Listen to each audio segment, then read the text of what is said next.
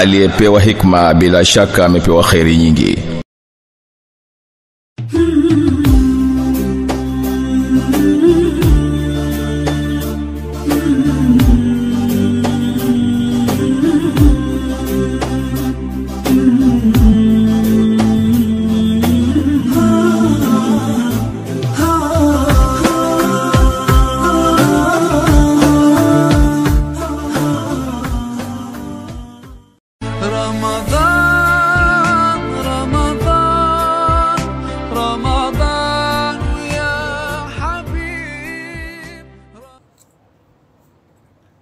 بسم الله الرحمن الرحيم. الحمد لله والصلاة والسلام على أشرف الأنبياء والمرسلين سيدنا محمد وعلى آله وصحبه أجمعين.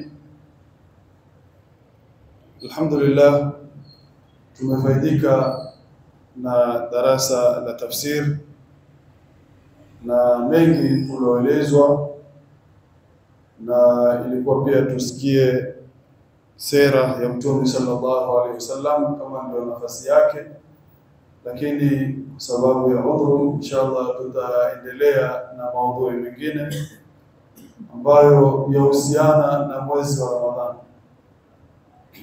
Kuna mambo mengi sana yafungamana na mwezi huu mtukufu wa Ramadhani, na mengine tumeelezwa na mengine tumeahidiwa pia tutaelezwa katika wiki ya mwisho, kama vile masala yanayofungamana na zakatul fitri na mengineyo pia. Leo moja katika vitu vinavyofungamana na mwezi wa Ramadhani ni itikafu. Itikafu ni sunna ambayo yapatikana ama yapendeza zaidi katika mwezi wa Ramadhani. Ni sunna ambayo iko kila siku, lakini katika mwezi wa Ramadhani inapendeza zaidi. Bali kuna wanazuoni wamesema haiwi itikafu isipokuwa katika Ramadhani. Moja ni Sayyidatuna Aisha. Sayyidatuna Aisha na Hudhaifa wanasema hakuna itikafu isipokuwa Ramadhani. Lakini maimamu wote na masahaba wote waliobakia wakiona kuweko itikafu hata katika miezi mingine isiyokuwa ya Ramadhani. Itikafu ni nini? Itikafu ni al-mukthu fil masjid bi niyyati al-ibada. Itikafu ni kukaa ndani ya msikiti kwa nia ya ibada. Unapokaa kwenye msikiti na ukatia nia ya itikafu au nia ya ibada, basi utaandikiwa thawabu na utaendelea kuwa na thawabu maadamu uko ndani ya msikiti. Hata kama umekaa bila kusoma Qur'ani au hata kama umelala pia, ingawa inapendeza kwa mwenye kukaa itikafu kujishughulisha na ibada, kusoma Qur'ani au kumtaja Mwenyezi Mungu Subhanahu wa Ta'ala. Lakini hata usipofanya hivyo, maadamu uko ndani ya msikiti na lengo lako sio ada. Kuna watu wakaa msikitini kama ada kupumzika, labda jua ni kali, mtu ameona wacha nipumzike kidogo kisha nitaenda zangu. Lakini nia ndio inatofautisha katikati ya ibada na ada. Mtu mwingine amekaa hatopata thawabu, lakini wewe kwa kutia nia ya ibada waendelea kupata thawabu. Kwa hiyo itikafu ni sunna muakkada, ni sunna ambayo imetiliwa nguvu. Hivi tulivyokaa kila mmoja atie nia, basi utaandikiwa thawabu mpaka utakapotoka, mpaka maghrib, mpaka isha, na haina muda maalum. Ule muda utakaopata basi wewe utaandikiwa thawabu. Imam Zuhri anasema ajaban lilmuslimina, nastaajabu mimi kwa Waislamu, taraku al-i'tikafa, wamewacha itikafu, ma anna an-nabiy sallallahu alayhi wasallam lam yatruk al-i'tikafa mundu an qadima al-Madina. Asema mimi na wastaajabu Waislamu leo wamewacha itikafu, pamoja na kwa Mtume sallallahu alayhi wasallam hakuacha itikafu kuanzia alipokuja Madina. Yani kuanzia mwaka wake wa kwanza kuja Madina Mtume sallallahu alaihi wasallam hakuacha kukaa itikafu. Na itikafu yake ya kwanza Mtume sallallahu alaihi wasallam amekaa 10 la kwanza, 10 la pili na siku ya 21 ya itikafu.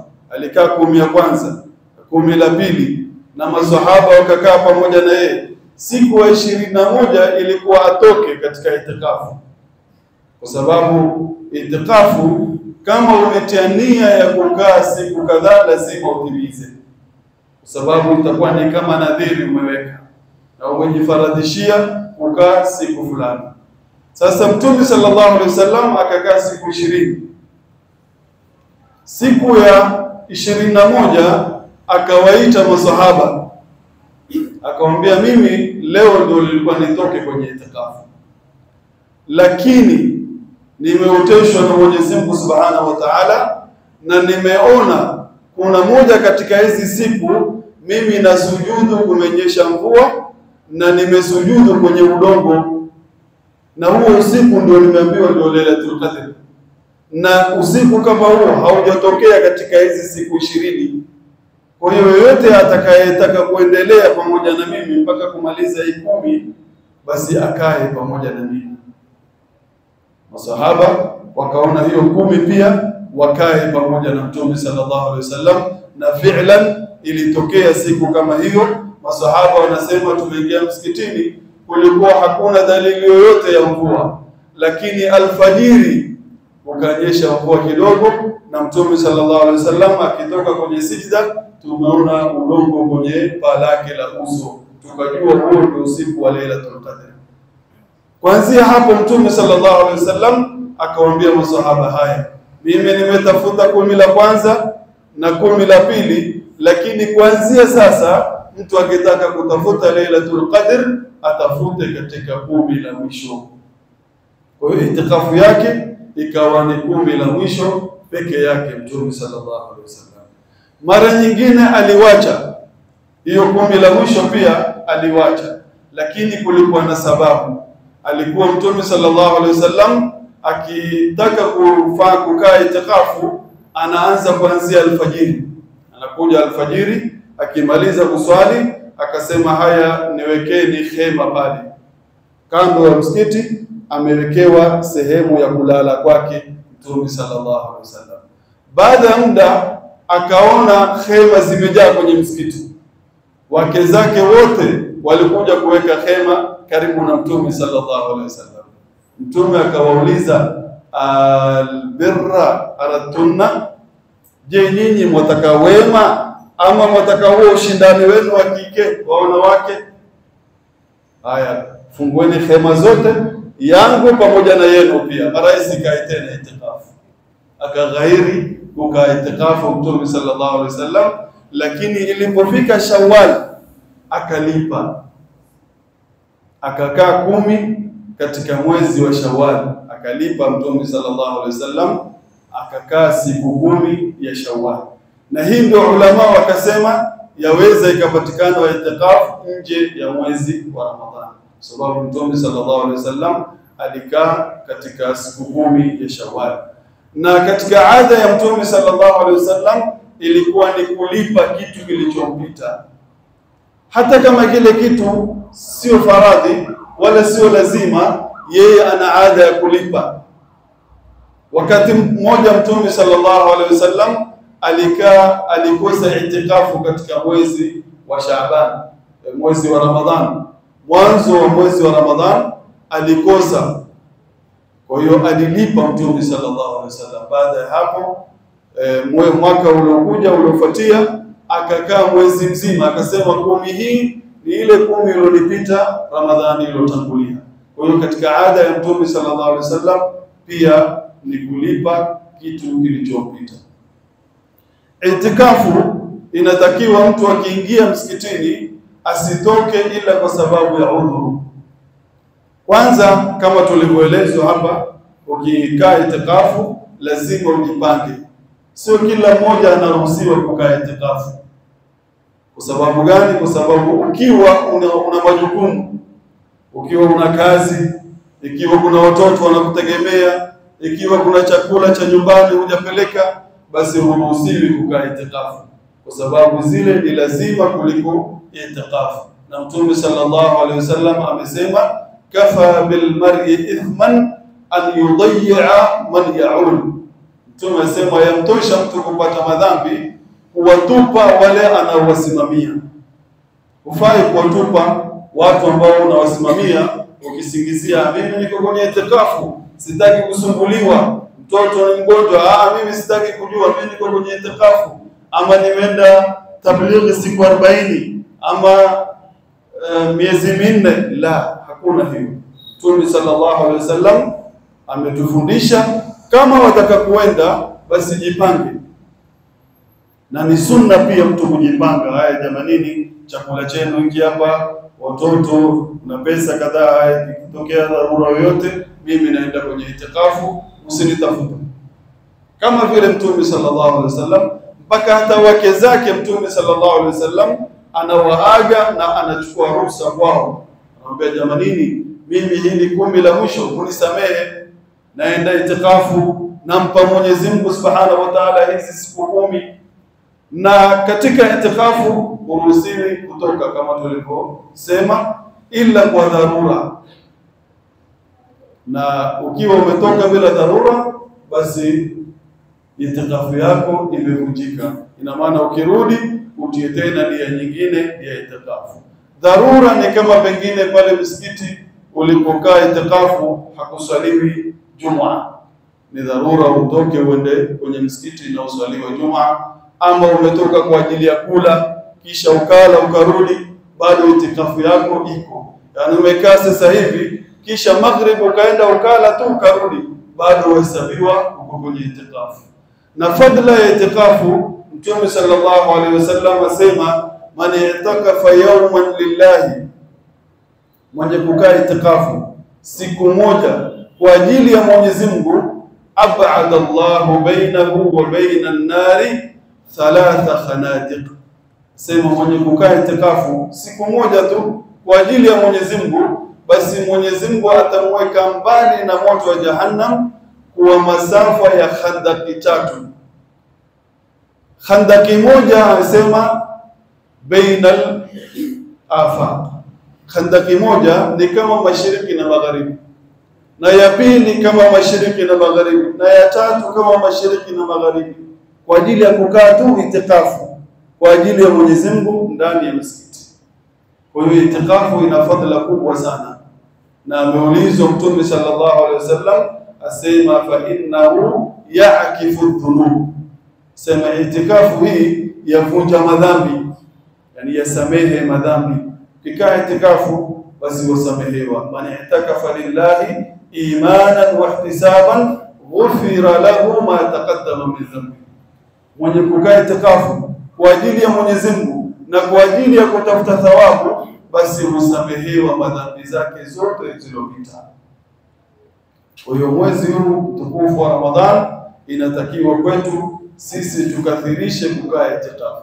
Na itikafu bora wamesema ulama ni itikafu ya kukaa kungojea swala.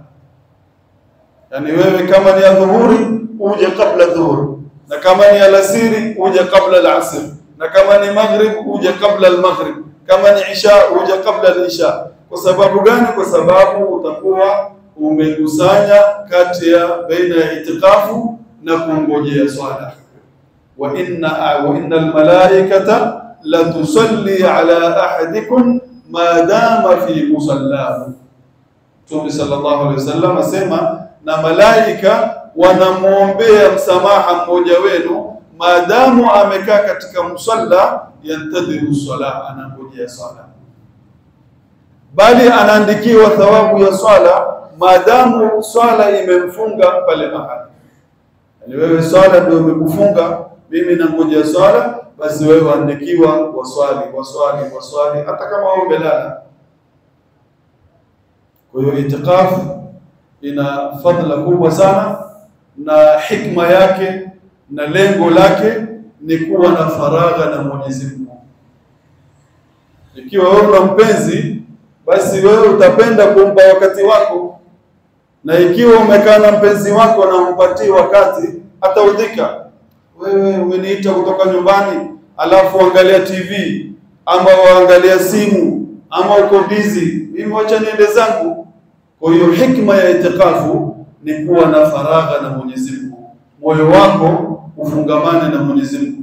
Kwanza utakuwa umefungamana na msikiti, moyo wako utakuwa umefungamana na msikiti, umekaa ndani ya msikiti, na utakuwa umepata faragha na Mwenyezi Mungu Subhanahu wa Ta'ala, na waombewa msamaha na malaika, na moyo wako wategea, moyo wako unakuwa ni mzuri, unalainika, kwa sababu shughuli za dunia nyingi umeziwacha nje ya msikiti, umekuja kukaa faragha na Mwenyezi Mungu. Na hizi faragha ndio sisi tunanyimwa katika zama zetu.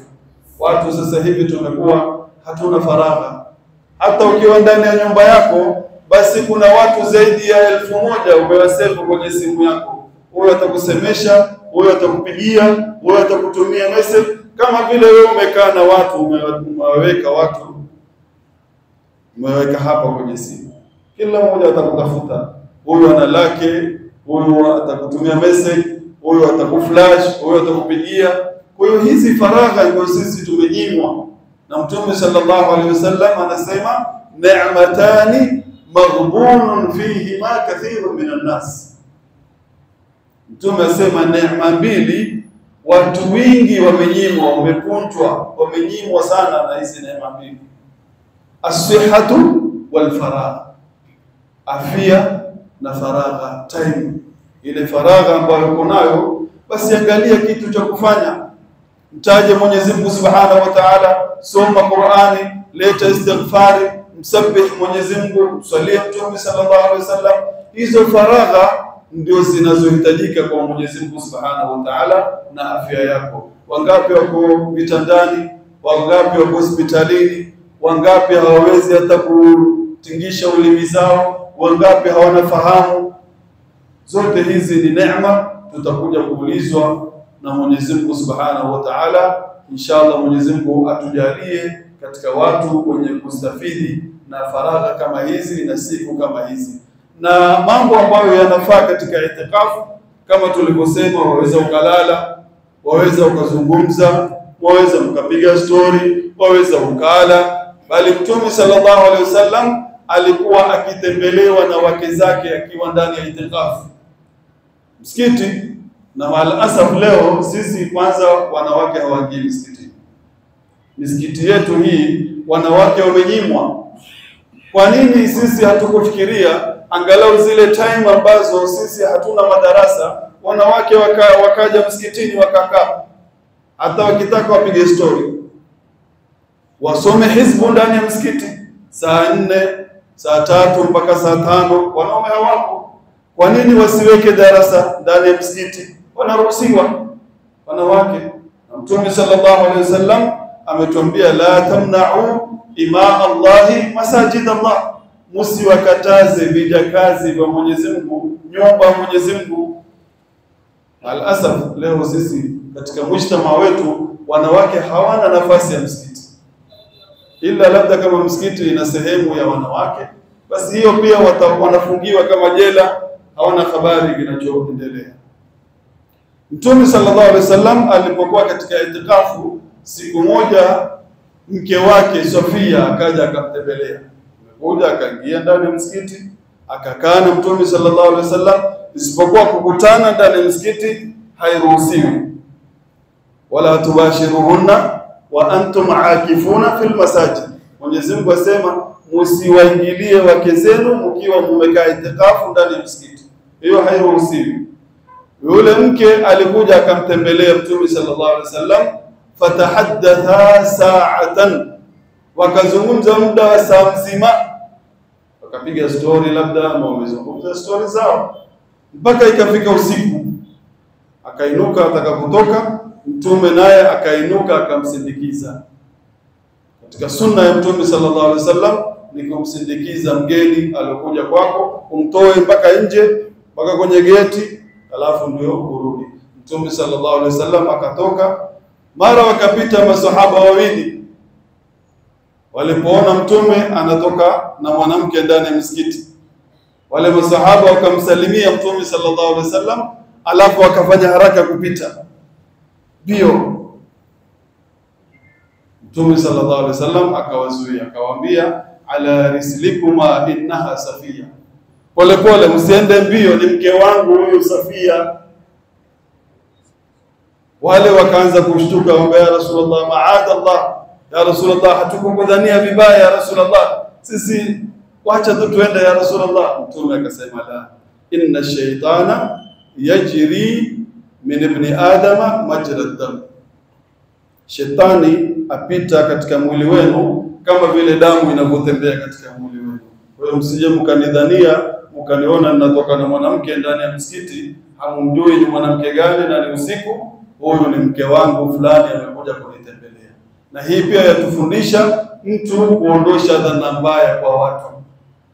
Kiwe kuna dhana mbaya watu wamekushuku, pale pale tengeza, jamani huyu ni fulani, usinione hivi, ama jamani nafanya kitu fulani, ama jamani nangojea kitu fulani, usione hapa nimesimama na mtegesha mwanamke fulani. Kwa hiyo ahkam za itikaf ni nyingi sana, na mambo kama hayo yaruhusiwa, kama vile mke wako kuja kukutembelea. Na nyumba ya Mtume sallallahu alaihi wasallam ilikuwa imeshikana na msikiti, na Mtume sallallahu alaihi wasallam alikuwa akimtolea kichwa Sayyidatuna Aisha amchane nyele, ajitokeze kichwa chake akampatia Sayyidatuna Aisha amtengezee nyele zake amchane, kisha arudi kuendelea na itikafu. Kwa hiyo nafikiri masala ya itikafu yamefahamika na ni sunna ambayo ni muhimu sana. Inshallah tujibidishe katika kukaa itikafu, hasa hata kama hujapata faragha kamili ya kukaa usiku peke yake, labda kana mchana ama saa za darasa, tia nia ya itikafu. Mchana kama umemaliza shughuli zako, njoo msikitini utie nia ya itikafu, na huku ukisoma Qur'ani au ukimtaja Mwenyezi Mungu. Inshallah mimi nitakomea hapa, na naona shekhe wetu Said Said amekuja pia hapa kwenye darasa. Inshallah kama tutamwachia inshallah kama dakika 5 mpaka 10 hivi, ingawa hatumpangii, lakini sababu ya time na yeye amechelewa kuja, kwa hiyo tutampa nafasi inshallah tufaidike na yeye inshallah.